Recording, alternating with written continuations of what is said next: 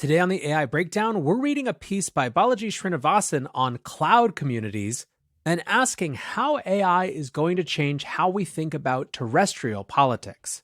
Welcome back to the AI Daily Brief. We are, of course, just coming off of the July 4th holiday in the US. It's time to think about politics and political discourse. And one of the really interesting themes for the last decade or so, really since the beginning of the internet, is how much internet-based communities are currently or are going to in the future replace physical communities. One person who has thought about that and written about that more than almost any other is Balaji Srinivasan. Perhaps his fullest articulation of this is his work, The Network State, which you can get for free at thenetworkstate.com, and which he sums up as technology has enabled us to start new companies, new communities, and new currencies. But can we use it to start new cities or even new countries? This book explains how to build the successor to the nation state, a concept we call the network state. The network state came out a couple years ago, but that was hardly the first that Balaji started thinking about this. So what we're going to do today is we're going to actually read a piece from Wired in 2013 called Software is Reorganizing the World. In it, you can see the germs of the ideas that come to fruition with the network state, and a really interesting early look, at the time at least, around this question of digital communities and how they compete with physical communities. Software is reorganizing the world. For the first time in memory, adults in the United States under age 40 are now expected to be poorer than their parents. This is the kind of grim reality that in other times and places spurred young people to look abroad for opportunity. Indeed, it is similar to the factors that once pushed millions of people to emigrate from their home countries to make their home in America. Our nation of immigrants is tautologically a nation of emigrants. These emigrants, our ancestors, didn't bear enmity towards the countries they left. Quite the contrary. They weren't going galt or being unpatriotic by leaving, as they often left out of sadness and melancholy, not anger. In many cases, they remained homesick for the rest of their lives, leaving only because they had to, not because they wanted to. Yet while our ancestors had America as their ultimate destination, it is not immediately obvious where those seeking opportunity might head today. Every square foot of Earth is already spoken for by one or more nation-states, every physical frontier long since closed. With our bodies hemmed in, our minds have only the cloud, and it is the cloud that has become the destination for an extraordinary mental exodus. Hundreds of millions of people have now migrated to the cloud, spending hours per day working, playing, chatting, and laughing in real-time HD resolution with people thousands of miles away, without knowing their next-door neighbors.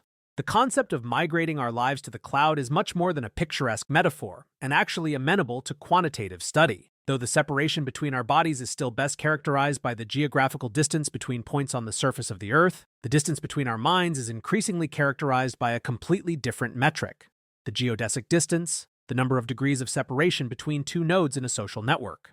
Importantly, this geodesic distance is just as valid a mathematical metric as the geographical. In fact, there are entire conferences devoted to cloud cartography, in which research groups from Stanford to Carnegie Mellon to MIT present the first maps of online social networks, mapping not nation-states but states of mind. Perhaps the single most important feature of these states of mind is the increasing divergence between our social and geographic neighbors, between the cloud formations of our heads and the physical communities surrounding our bodies. An infinity of subcultures outside the mainstream now blossoms on the internet. Vegans, body modifiers, crossfitters, Wiccans, DIers, pinners, and support groups of all forms. Millions of people are finding their true peers in the cloud, a remedy for the isolation imposed by the anonymous apartment complex or the remote rural location.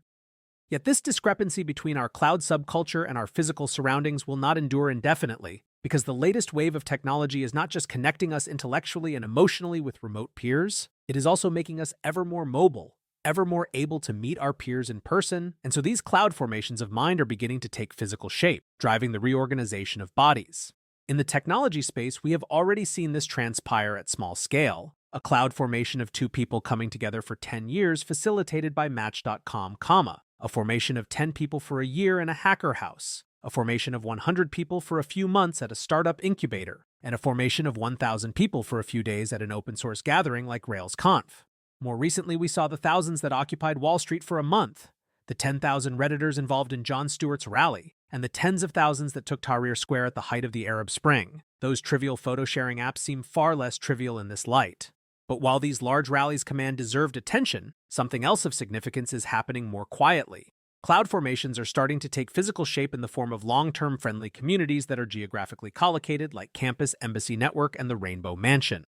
In some ways, this isn't anything new. The twin ideas of co-living in the same house or co-housing with separate houses in a shared community have been around in Denmark since the 1960s and the US since the 1860s. What is new is the ease of finding compatible peers via web search, online forums, and social networks. And so the concept is spreading around the world, with hundreds of co-living and co-housing locations now accessible through the internet in the US, Canada, United Kingdom, and across continental Europe. It is not yet clear how widespread this phenomenon will become, but few humans are truly so solitary that they would shun the very idea of shared communities. And from email to mobile phones, what technologists experiment with on the weekends has frequently foreshadowed what everyone else will be doing during the week in 10 years.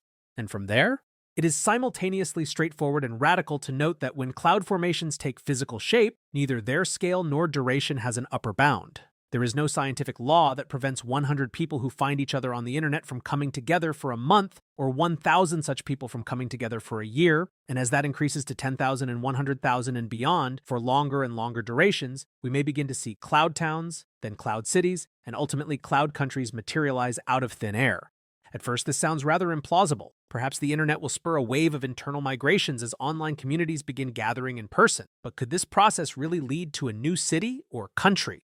The future of technology is not really location-based apps. It is about making location completely unimportant. Yet the technical prerequisites are already well underway. Machine translation of signs, text, and speech brings down language barriers and facilitates ever more cross-cultural meetings of like minds. Immersive headsets, input devices, and telepresence robots further collapse space and time, allowing us to instantly be alongside others on the other side of the globe.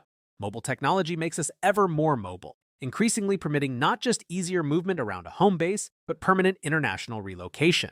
Technology is thus enabling arbitrary numbers of people from around the world to assemble in remote locations without interrupting their ability to work or communicate with existing networks. In this sense, the future of technology is not really location-based apps. It is about making location completely unimportant. When physical goods themselves can't be digitized, our interface to them will be. But could everything really become that mobile, that portable? What about transportation, infrastructure, food, shelter, the clothes on our backs? Consider transportation first. Car ownership is already declining, and the combination of Uber, Lyft, their public transportation analogs, and new shareable car fleets will greatly reduce traffic and emissions. On-demand rental will ultimately become more convenient than the burden of outright ownership, especially in an autonomous car world, and will make us vastly more mobile as a result. And many more things can be transported on demand once we have the on-demand car. With respect to infrastructure, projects from neighborhood pothole repairs to bridge changes are being crowdfunded or driven through private-public sector partnerships. In fact, entrepreneurs built roads for most of American history, and with autonomous cars coming, technologists are going to need to reinvent roads again. Google's Vanavar is moving construction to the cloud. Much of shipping logistics and the supply chain is going there as well, and robots can already build small buildings and operate autonomous mines. The net result is that both core infrastructure and many of the mechanisms for building and funding it are becoming computerized, and thus deployable in new locations. And from the road, we turn our eyes to the sky. Next up will be a carbon-friendly computerized infrastructure for safer air traffic control to guide the emerging fleets of drones doing everything from photography to surveying to delivery. As for the physical items used in daily life, the present, let alone the future, is already a time where everything from food to shelter to clothing to transportation to your very wallet and keychain can be accessed on demand from your mobile phone in more cities every day. So when it comes to the constraints on mobility imposed by the physical world, the rule is simple. When goods themselves can't be digitized, our interface to them will be. The benefits of such high mobility are much more than convenience to the people who supply these goods. For example, with online food ordering, an owner of a small restaurant is finally able to prepare meals in batch, order ingredients in bulk, and reach repeat customers without wasting valuable limited resources in guesswork. With the advent of mobile microtasks, we are seeing the emergence of new digital assembly line jobs that offer greater flexibility, less risk of injury, and hourly wages comparable in some cases to those of new hires at GM. And with autonomous mines, workers can extract needed minerals without risking black lung disease. This is why location is becoming so much less important. Technology is enabling us to access everything we need from our mobile phone, to find our true communities in the cloud, and to easily travel to assemble these communities in person. Taken together, we are rapidly approaching a future characterized by a totally new phenomenon, the reverse diaspora, one that starts out internationally distributed, finds each other online, and ends up physically concentrated. What might these reverse diasporas be like? As a people whose primary bond is through the internet, many of their properties would not fit our pre-existing mental models. Unlike rugged individualists, these emigrants would be moving within or between nation-states to become part of a community, not to strike out on their own.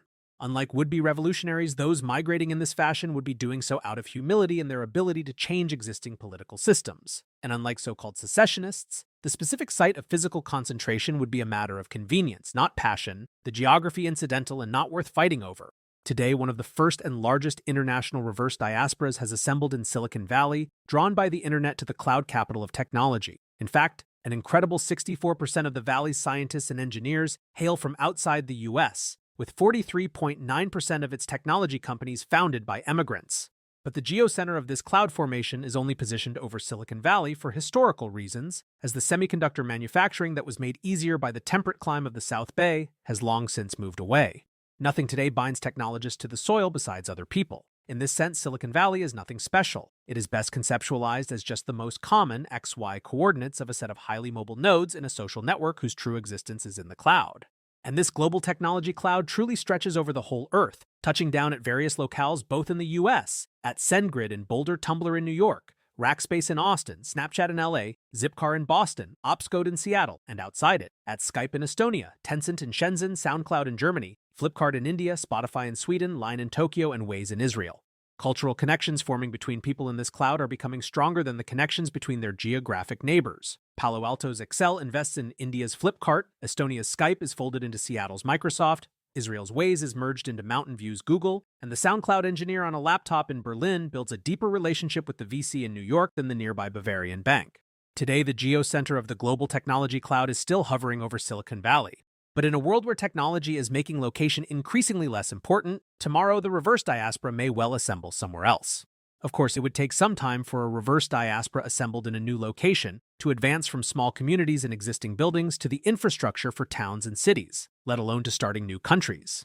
If history is any guide, it took almost 170 years to go from 1607, Jamestown, to 1776, America, 90 years to go from 1857, Sepoy Mutiny, to 1947, India, and 52 years to go from 1896, Herzl, to 1948, Israel, though at internet time, things could happen more quickly than that. And we can't know from today's vantage point where that first reverse diaspora might assemble outside the US, or what those cloud cities or countries will be like. They could be countries formed by internationally recognized processes similar to the ones that created 26 new countries over the past 25 years, a pattern noted by Mark Andreessen. They could be regions of the world set aside by global agreement for experimentation, as discussed by Larry Page. They could be floating cities in international waters, as put forth by Peter Thiel, or one of the more ambitious 80,000-person colonies on Mars desired by Elon Musk. The specific location is still unknown. In a real sense, it matters far less than the people there. What we can say for certain is this. From Occupy Wall Street and Y Combinator to co-living in San Francisco and co-housing in the UK, something important is happening. People are meeting like minds in the cloud and traveling to meet each other offline, in the process building community and tools for community where none existed before. Those cloud networks where people poke each other, share photos, and find their missing communities are beginning to catalyze waves of physical migration, beginning to reorganize the world. Will this ultimately end in a cloud country of our own, as Page, Thiel, and Musk propose in different ways?